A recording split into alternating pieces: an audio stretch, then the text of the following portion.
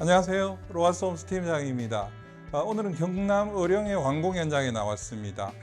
우리가 아파트의 국민평형이라고 하면 보통 33평으로 알고 있지 않습니까? 제가 보니까 단독주택은 35평 단층 형태가 가장 이상적이면서도 누구나 선호할 수 있는 그런 평형대가 아닌가 싶습니다. 오늘은 35평대 어떻게 꾸며져 있고 어떻게 시공되어 있는지 현장을 한번 살펴보도록 하겠습니다. 외부에 보시는 것처럼 이 모델은 박스형 모던 스타일 35평 단층입니다. 외관 디자인을 한번 둘러보시고요. 최근에 토목 공사를 마쳤으니까 주변도 함께 한번 구경해 보시겠습니다. 이 모델의 외장 재료는 세라믹 사이딩과 스타코, 그 다음에 파벽돌을 섞어서 설계를 했던 케이스입니다. 이 가운데 부분은 보시는 것처럼 파벽돌로 해서 그렇게 포인트를 잡은 그런 디자인이라고 할 수 있겠습니다. 사실 이 모델의 외관상 포인트라고 할 수 있는 부분은 제가 보기에는 이 기둥인 것 같습니다. 이 현장은 건축주께서 이 우드 재질, 그 나무 재질을 되게 좋아하시는 그런 관계로 처마 밑에도 루바를 했고요. 이 기둥도 나무 질감을 훨씬 더 느낄 수 있는 그런 것들로 시공이 됐다는 것이 특징입니다. 지금 공간으로 봤을 때는 차량을 6대, 7대까지도 충분히 주차할 수 있는 그런 널찍한 공간인 만큼요.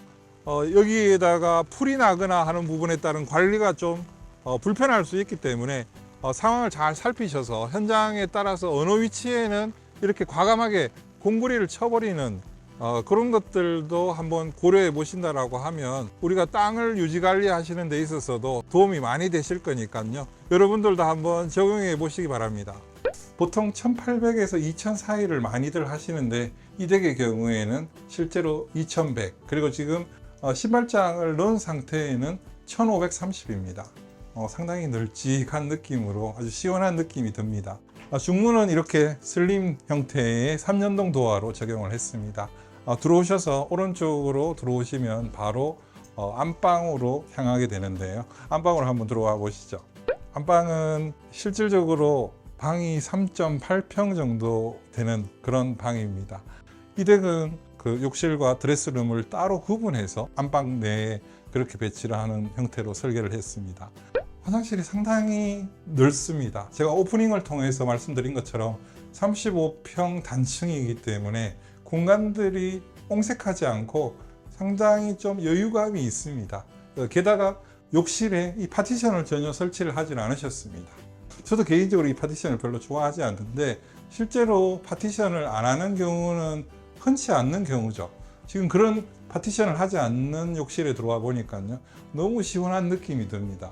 아주 여유롭다라는 그런 느낌이 확실히 들기 때문에요. 우리가 살짝 고정관념에서 벗어나신다라고 하면 파티션을 설치하지 않는 화장실도 눈여겨보시고 설계하실 때 반영해 보시는 게 좋을 것 같습니다. 드레스룸은 지금 보시는 것처럼 왼쪽이 화장실, 오른쪽이 드레스룸으로 되어 있죠.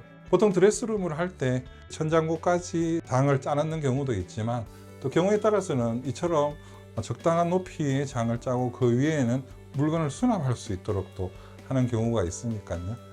건축주의 선호도에 따라서 그런 것들은 참고하셔서 결정하시면 좋을 것 같습니다. 드레스룸은 환기가 상당히 중요한 공간이기도 하기 때문에요. 이렇게 틸트가 되는 독일식 창으로 적용해서 맑은 날 또는 오늘처럼 그렇게 비가 많이 오지 않는 날에는 이렇게 틸트 기능으로 해서 열어놓으면 환기가 되는 그런 형태가 상당히 좋은 방법이니까요. 반드시 고정형 창 하지 마시고 이렇게 틸트가 되는 독일식 창호를 적용해 보시는 것이 좋을 것 같습니다. 현관을 통해서 들어오시면 왼쪽으로 오시면 전체적인 공간이 다 펼쳐지죠. 실제로 이 가운데가 벽이 있어야 되는 것들이 일반적인 형태이지만 이 벽을 과감하게 없애버렸습니다. 그러다 보니까 실제로 거실과 주방의 그 공간감이 훨씬 더 크게 느껴지는 그런 장점이 있습니다. 상당히 크다라는 느낌, 공간적으로 아주 시원하다라는 그런 느낌이 들기도 합니다. 가구 배치를 하실 때에도 과감하게 배치를 하시고 이 벽도 구조벽이 아니라고 하면, 내력벽이 아니라고 하면 과감하게 날려보시는 것도 집 설계하는 데 있어서 도움이 되지 않을까 하는 생각을 해봅니다. 주방도 지금 한샘으로 건축주께서 선택을 하셔서 한샘 가구로 했습니다. 그냥 차분한 형태의 화이트 톤이죠.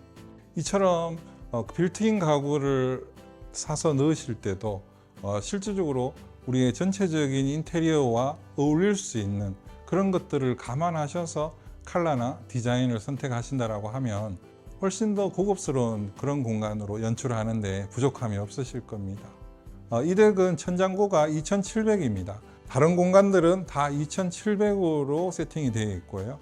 이렇게 거실만 오픈 천정을 1.5층으로 해서 지붕 경사 생긴 대로 해서 디자인을 했다 하는 것들이 특징입니다. 바닥 재료는 일반적인 강화마루나 원목바로 개념이 아니라 미슐린 타일로 이 집은 시공을 했습니다. 그러다 보니까 이 전체적인 벽체와의 어울림이랑 실질적으로 공간적인 느낌 자체가 훨씬 더 많이 시원해진다 하는 느낌이 듭니다. 이 덱은 또 자세히 보시면 아시겠지만 아트홀이 최근 트렌드로 봤을 때는 아트홀을 거의 하지 않는 추세 또는 아주 심플하게 하는 추세인데요. 이 덱은 아트홀 자체를 하질 않으셨습니다. 따라서 이쪽에 있는 벽체든 이 거실 주방의 벽체의 전체적인 실크 벽지를 같은 톤으로 해서 심플한 느낌? 그런 느낌이 들어서 건축주의 선호도에 따라서 또 이런 것들도 한번 참고해 보시면 좋을 것 같습니다. 보통 아일랜드 식탁을 많이들 적용을 하시죠. 이 덱도 어김없이 아일랜드 식탁을 적용했습니다. 보통 일반적으로 냄새를 빼는 형태의 이 후드가 벽체에 붙어서 밖으로 빠지는 형태가 되겠지만 이렇게 가운데 형태로 형성이 되는 경우에는 설계 시점부터 골조 공사 시때부터 그런 것들이 감안을 해서 미리 배관이 빠져 있으면 나중에 좀 혼란스러운 경우가 없어질 테니까요. 그런 것들도 참고하시면 좋을 것 같습니다. 또 거실하고 주방이 이렇게 튀어져 있는 구조이다 보니까 시스템 에어컨 자체를 이쪽에 2개를 설치했는데요. 제 개인적으로 봤을 때는 좀 과한 게 아닌가 싶을 정도이지만 실제로 이 공간이 튀어져 있으니까 아마 건축주께서 1개는 조금 약하지 않을까라는 생각 때문에 이렇게 2개를 설치한 것 같습니다. 천정고 자체가 2700인 만큼 이렇게 매입 형태의 시스템 에어컨 이렇게 설치하셔도 깔끔한 맛은 있네요. 여기는 다용도실이 되겠습니다. 다용도실을 이렇게 들어가 보시면 카메라 앵글로 어느 정도의 이 공간감이 느껴지실지 모르지만 일반적인 형태의 다용도실보다도 훨씬 더 크다라는 생각이 듭니다. 또 이쪽이 다다 해서 봤는데 이쪽으로 턴하니까 이쪽도 다용도실 공간이 펼쳐집니다. LPG 보일러로 난방 연료로 사용하다 보니까 이렇게 다용도실에 LPG 보일러 기계만 이렇게 걸고 탱크는 밖으로 빼는 형태 그런 형태로 이 다용도실을 활용하게 됐습니다. 일반적인 다용도실의 2배가 충분히 될 것 같다라는 느낌이 들 정도로 상당히 공간이 좋습니다. 이 방은 안방에 이어서 방 2가 되겠습니다. 방 2 결국 게스트 룸이 되겠죠. 그러다 보니까 그렇게 크지 않도록 그렇게 공간을 구했겠죠. 하지만 일반적인 30평 정도의 단층 주택의 게스트룸보다는 조금 더 공간감이 있다라는 그런 느낌이 들 정도로 시원스럽다 그렇게 느껴집니다. 이 현장은 대부분 공간에 다 저렇게 시스템 에어컨을 설치해서 공간적으로는 상당히 깔끔한 느낌을 연출하셨습니다. 내부 도어는 영림 도어로 적용을 했고요. 이렇게 도어 스토퍼를 설치를 해서 문이 벽과 바로 닿는다 하더라도 이 완충의 역할을 하기 때문에 실질적으로 거기 충격에 의해서 홈이 파인다든지 그런 경우가 없어지니까요. 여러분들도 시공하실 때 도어 스토퍼 반드시 설치하시면 좋을 것 같습니다. 이곳은 공용 화장실이 되겠습니다.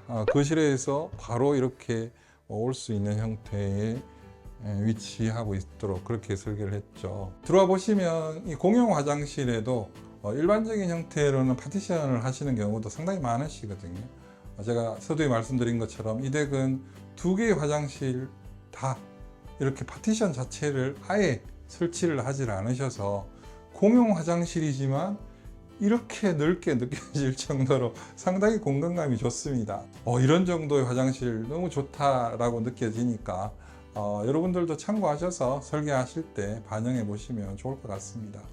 자, 이곳은 건축주께서 주로 많이 이용하시는 서재 공간이 되겠습니다.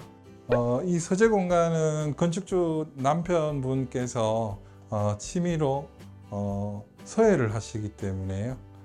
주로 서예를 하시면서 책도 보고 컴퓨터도 하실 수 있는 그야말로 서재 공간이 되겠습니다.